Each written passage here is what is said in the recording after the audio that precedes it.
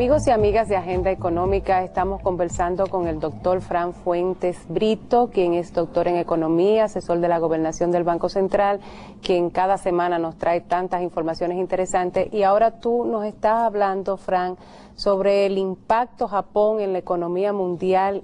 Y vas a decir ahora cuánto es el costo que implica ya lo interno de Japón, claro, y sus conexiones con otras variables importantes. Sí, Rosana, es importante primero entender de que cualquier estimación que se haga del costo de esta tragedia todavía es muy preliminar. Claro, claro. Pero ya hay instituciones como Credit Suisse y Barclays, que son bancos de inversión a nivel internacional, que han estimado el inicio de la reconstrucción en unos 180 billones de dólares. 180 mil millones de dólares. Exactamente. Entonces estamos hablando de que eso es dinero que Japón necesita buscar, porque quizá un 4 o 5% de eso lo van a proveer las compañías de seguros, pero el resto va a tener que ser puesto por el gobierno japonés.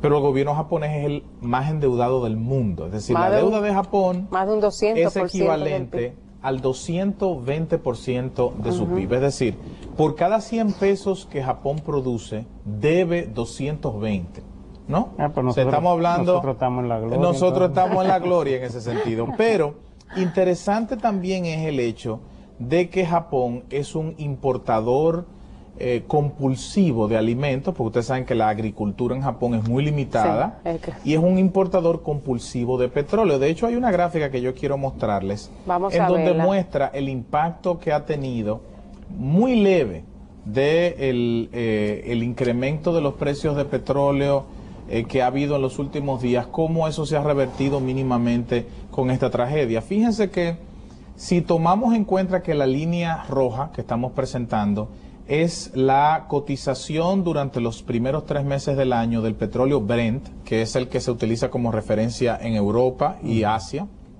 y la azul es del petróleo WTI, que es el West Texas Intermediate, que es el petróleo que se utiliza como referencia de este lado del mundo. Fíjense cómo en la primera barra, ¿no?, en el primer señalamiento, es cuando a finales de febrero se agudizó la crisis libia, ¿no? Cómo empezó ya los ataques de Gaddafi contra las personas que estaban protestando, los grupos que estaban protestando. Ya ahora están los ataques a él de parte de Estados Unidos. Ya están los ataques de a él y los aliados de Estados Unidos, pero fíjense cómo el petróleo empezó a incrementarse y la línea punteada son los $100 por barril. Fíjense cómo ya el petróleo subió, tanto el Brent como el West Texas, por encima de los $100 el barril, pero fíjense cómo la tragedia de Japón, que es el segundo señalamiento, hace que los precios se moderen un poco. Fíjense que todavía los precios al día de hoy, terminó el petróleo WTI en $102 el barril y el petróleo Brent en 115. Los precios todavía no han sentido el impacto fuerte, pero fíjense cómo ya se moderó un poco la tendencia de alza.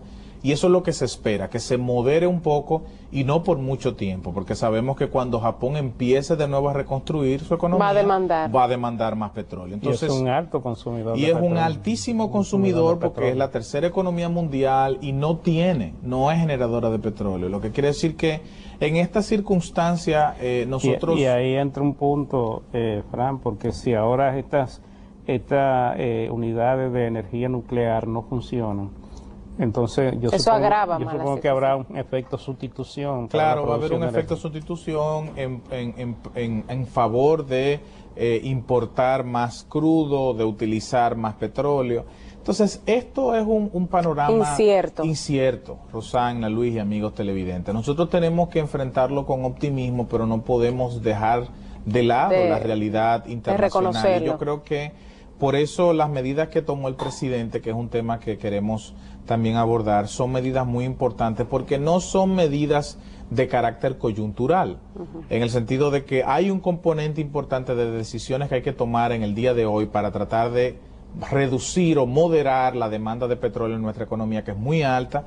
Nosotros somos una economía dependiente completamente de combustibles fósiles, lo hemos dicho aquí muchas veces, y nuestras alternativas no son fácilmente sustituibles porque de hoy para mañana no vamos a sustituir grandes empresas y grandes fábricas y flotillas de vehículos enteras por gas natural o por gasoil, que también es un combustible fósil. Es decir, no es fácil, ¿no? Toma tiempo. Toma tiempo, pero en los pasos que da el presidente en este discurso que le dirigió a la nación son fundamentales, porque lo primero que él habla es de reducir el gasto público.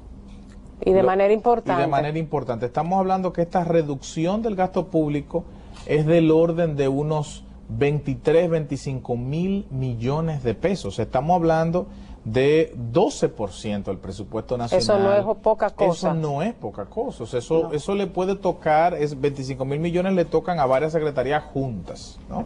Con excepción de Educación y Salud, que son las que más reciben. Lo que quiere decir que este ajuste, que es un tema ya que se va a lo estructural de la economía, debe de ser, y como lo anunció el presidente, lo es el primer paso de una serie de medidas también adicionales, de ahorro de energía, de uso alternativo de vehículos. Se planteó incluso el tema de la circulación interdiaria de los vehículos del transporte público. Pero nosotros debemos hacer una reflexión profunda, Rosana y Luis, en esta coyuntura, porque la República Dominicana, como importador de petróleo, nosotros ni siquiera somos importadores netos, porque nosotros no producimos nada. Todo lo importamos de fuera. La factura petrolera el año pasado fue por encima de los 3.600 millones de dólares. Estamos hablando de más de 100.000 millones de pesos. Eso es un tercio del presupuesto nacional. Y al ritmo que va ahora va a superar los 4.000 millones de dólares con creces. Y el tema aquí, Rosana, mucha gente dice, bueno, es que los dominicanos están desafiando la ley de la demanda, porque a mayor precio demandan más, ¿no? Lo que sucede es que hay un efecto ingreso ahí importante, y también el hecho de que Petrocaribe te está dando por el lado del financiamiento un aliciente, un alivio a nivel gubernamental. Pero sin duda nosotros tenemos que hacia el futuro cuestionar y buscar una diversificación mayor, porque esto que está sucediendo ahora es el principio de muchas cosas más que vamos a ver con el tema del petróleo, porque fíjense lo que está pasando en el Medio Oriente. Que se está complicando. Que se está complicando cada vez más. Este año puede ser un año en donde nosotros veamos una alza progresiva, que aunque no veamos choques fuertes como lo vimos en el 2008, que en 3 meses el petróleo pasó de $95 el barril a 145, pero sin duda vamos a ver un incremento paulatino y sostenido de los precios del petróleo, y tenemos que mirarnos en el espejo de otros países que han sufrido, concientizarnos de esa realidad. Por eso yo creo que el llamado que hizo el gobernador del Banco Central en el discurso de ADOEXPO es la mejor expresión de lo que toda la nación debe asumir. Yo creo que este es un momento y un año de moderación, un año en donde el objetivo, que es uno de los temas que quiero abordar más específicamente, debe ser buscar incrementar el ahorro nacional como política de Estado y como política país. Claro. Porque las críticas que han venido desde muchos sectores al tema del endeudamiento, que son críticas entendibles hasta cierto punto, porque obviamente endeudarse pura y simplemente sabemos que no es la política más adecuada, pero hay que entender en las circunstancias en las que la República Dominicana tuvo que endeudarse. La razón por la que nos endeudamos de manera más copiosa en los últimos años ha sido por la misma crisis internacional. Claro. La política monetaria hizo su parte de generar los incentivos a través de la liberación de recursos, la baja de las tasas de interés, pero sin duda la política fiscal se vio atada de pies y manos. Claro. Porque la política fiscal, al bajar la intensidad de la actividad económica en el país, pues se vio los ingresos. Bastante afectada por el tema de que no se estaban generando los ingresos fiscales necesarios. Entonces, tú tenías todos los países de América Latina, no solo con políticas monetarias expansivas, más flexibles, sino que también veías gobiernos activamente invirtiendo en el gasto público, fortaleciendo el programa auspiciado por el mismo Fondo Monetario Internacional. Exactamente. Entonces, nosotros aquí no teníamos esa posibilidad y por eso tuvimos que acudir al Fondo Monetario en el 2009 y por eso aumentó la deuda. Pero la deuda hubiese podido, ¿no?, hacerse ese incremento de una manera quizá más moderada o quizá mantenerla en un nivel que fuera para los estándares de muchos de los que están criticando la global está en un 37% del PIB. Pero eso incluye la del Banco Central. Incluye la del Banco Central, pero lo interesante... Porque la no financiera está en un 28%, un 26%. Exactamente, pero incluso, Rosana, el tema con la deuda, que es un tema obligado cuando hablamos de ahorro, es el tema de que la razón por la que el país ha tenido que endeudarse, que hemos dicho y sostenemos que es un nivel manejable.